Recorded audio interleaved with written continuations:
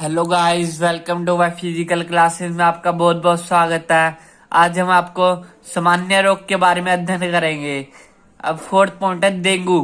Dengue बुखार एक घातक बीमारी है जो कि वायरस के कारण होती है फैलने के माध्यम।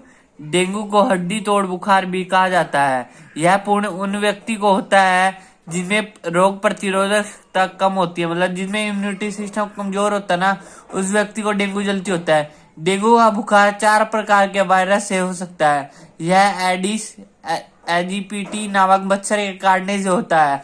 यह मच्छर दिन में काटता है। सामान्य संक्रमण काल, इसका टाइम पीरियड कितना होता है? इसका संक्रमण काल 3 से 15 दिन का होता है। लक्षण हमें कैसा पता चलेगा भाई इस व्यक्ति को डेंगू हो रखा है? फर्स्ट, डेंगू से ग्रस्त व्यक्ति को ठंड लगती है। सेकंड, सिर में दर्द रहता है। थर्ड, आंखों में दर्द रहता है। फोर्थ, पीठ के नीचे भाग में दर्द होता है। फिफ्थ, टांगों व जोड़ों में भी दर्द होता है। सिक्स, शरीर का तापमान 104 डिग्री फ़ारेनहाइट तक हो जाता है। सेवन, हृदय की धड़कनों की दर कम हो जाती है। एट, रक्तदाब कम हो जाता है। नाइन, आंखें लाल रहने लगती है। बचाव व रोकथाम। पर डेंगू को कैसे बचाव किया जा सकता है? डेंगू बुखार एक वायरस से होता है, इसलिए इसके उपचार के लिए कोई विशेष दवाई नहीं होती। इसके बचाव के लिए निम्नलिखित बातों पर ध्यान देना होगा। पहला, रोगी को आराम करना चाहिए तथा पीने के लिए तरल पदार्थ देने चाहिए। सेकंड, दर्द के लिए एस्प्रिन नामक दवा देनी चाहिए।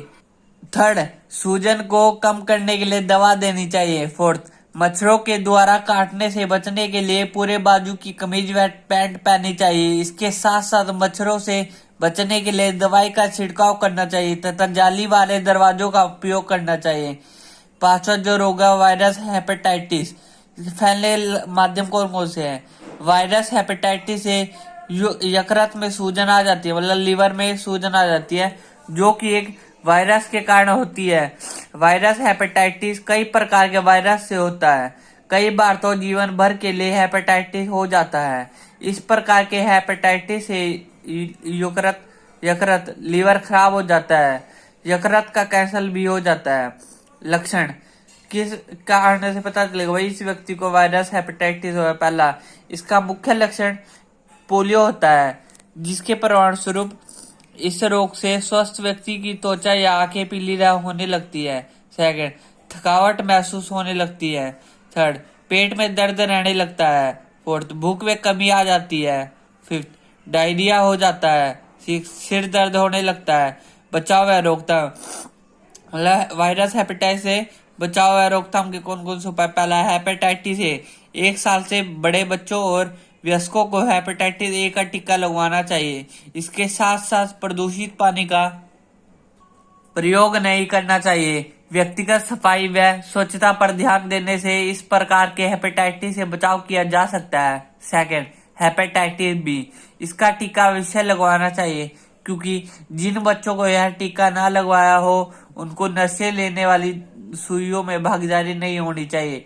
थर्ड, हेपेटाइटिस सी, यह कोई टीका नहीं है, अब इसके वायरस से बचना चाहिए, जैसा कि अपनी व्यक्तिगत चीजें, दांतों का ब्रश व रेजर आदि किसी को नहीं देना चाहिए।